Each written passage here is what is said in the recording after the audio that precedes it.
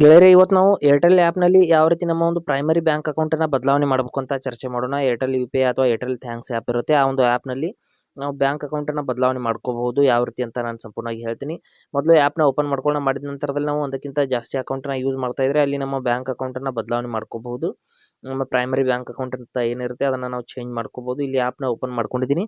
ಮಾಡಿದ ನಂತರದಲ್ಲಿ ಇಲ್ಲಿ ಕೆಳಗಡೆ ಮನಿ ಅಂತ ಒಂದು ಆಪ್ಷನ್ ಇದೆ ನೋಡಿ, ಅದರ ಮೇಲೆ ಕ್ಲಿಕ್ ಮಾಡ್ಕೋಬೇಕು. ಮನಿ ಅಂತ ಇಲ್ಲಿ ಕೆಳಗಡೆ ಇದೆ ನೋಡಿ, ಮನಿ ಮೇಲೆ ನಾವು ಕ್ಲಿಕ್ ಮಾಡ್ಕೋಬೇಕು. ಮನಿ ಅಂತ ಕ್ಲಿಕ್ ಮಾಡಿದ ನಂತರದಲ್ಲಿ ಇಲ್ಲಿ UPIಗೆ ಸಂಬಂಧಪಟ್ಟಂಥ ಎಲ್ಲ ಸೆಟ್ಟಿಂಗ್ಸ್ಗಳು ಓಪನ್ ಆಗಿ ಬರುತ್ತೆ, ಫೈನಾನ್ಷಿಯಲ್ ಸರ್ವಿಸಸ್ಗಳು.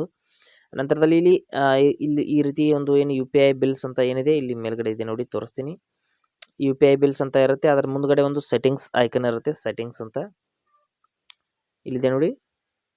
ಈ ಒಂದು ಸೆಟ್ಟಿಂಗ್ಸ್ ಆಪ್ಷನ್ ಮೇಲೆ ಇಲ್ಲಿ UPI ಬಿಲ್ಸ್ ಮುಂದ್ಗಡೆ ಇರುವಂಥ ಸೆಟ್ಟಿಂಗ್ಸ್ ಆಪ್ಷನ್ ಮೇಲೆ ಕ್ಲಿಕ್ ಮಾಡಿಬಿಟ್ಟು ಅದನ್ನು ಓಪನ್ ಮಾಡ್ಕೋಬೇಕು. ಮಾಡಿದ ನಂತರದಲ್ಲಿ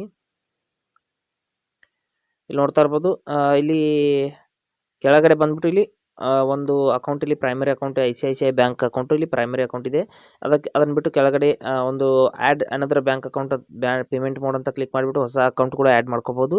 ಇಲ್ಲಿ SBI ಅಕೌಂಟ್ ಕೂಡ ನಾನು ಆ್ಯಡ್ ಮಾಡಿದ್ದೀನಿ. ಇದ್ರ ಮುಂದ್ಗಡೆ ಇರುವಂಥ 3 ಡಾಟ್ಸ್ ಮೇಲೆ ಕ್ಲಿಕ್ ಮಾಡ್ಕೊಳ್ಳಿ. ನೀವು ಯಾವ ಅಕೌಂಟನ್ನು ಪ್ರೈಮರಿ ಬ್ಯಾಂಕ್ ಅಕೌಂಟ್ ಮಾಡೋದಕ್ಕೆ ಪ್ರಯತ್ನ ಪಡ್ತಾ ಇದ್ದೀರಾ ಅದ್ರ ಮೇಲೆ ಕ್ಲಿಕ್ ಮಾಡಿಬಿಟ್ಟು ಇಲ್ಲಿ ಮೇಕ್ ಅಕೌಂಟ್ ಪ್ರೈಮರಿ ಅಂತ ಇಲ್ಲಿ ಕ್ಲಿಕ್ ಮಾಡ್ಕೊಳ್ಳಿ. ಮಾಡಿದ ತಕ್ಷಣದಲ್ಲಿ ನಿಮ್ಮ ಒಂದು ಪ್ರೈಮರಿ ಬ್ಯಾಂಕ್ ಅಕೌಂಟ್ ಅನ್ನೋದು ಬದಲಾವಣೆ ಆಗುತ್ತೆ. ಯಾರಾದರೂ ಏರ್ಟೆಲ್ನಲ್ಲಿ ನಿಮಗೆ ಹಣ ಕಳಿಸಿದರೆ ಅದು ನೇರವಾಗಿ ಈ ಅಕೌಂಟ್ಗೆ ಬರುತ್ತೆ. ಈ ರೀತಿ ನಾವು ಏರ್ಟೆಲ್ ಪೇಮೆಂಟ್ಸ್ ಬ್ಯಾಂಕ್ ಅಥವಾ ಒಂದು ಏರ್ಟೆಲ್ನ ಒಂದು ಏನು ಆ್ಯಪ್ ಇರುತ್ತೆ ಆ ಒಂದು ಆ್ಯಪ್ನಲ್ಲಿ ನಾವು ಪ್ರೈಮರಿ ಬ್ಯಾಂಕ್ ಅಕೌಂಟನ್ನು ಬದಲಾವಣೆ ಮಾಡ್ಕೋಬಹುದು.